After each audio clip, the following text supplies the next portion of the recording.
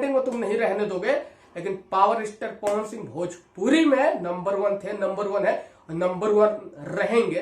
तुम लोगों की बस नहीं की बात नहीं है, साजिश करके ट्रेंडिंग से हटा सकते हो, लेकिन बिहार यूपी के दर्शकों के दिल से तुम पावर स्टार पवन सिंह को नहीं निकाल सकते हो।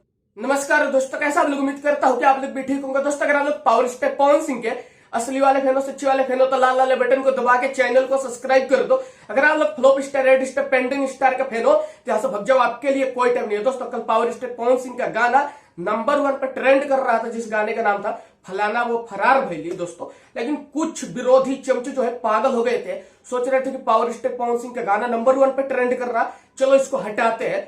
पता नहीं चमचू विरोधियों ने क्या किया, रिपोर्ट मारा है या क्या किया, मुझे तो नहीं पता, लेकिन इन लोगों ने साजिश करके पावर स्टार पवन सिंह के गाने को ट्रेंडिंग से हटा दिया।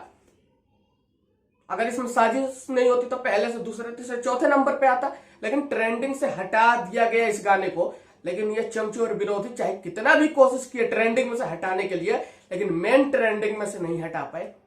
पावर स्टार पवन सिंह का गाना भी मेन ट्रेंडिंग में 9वें-10वें नंबर पे ट्रेंड कर रहा है।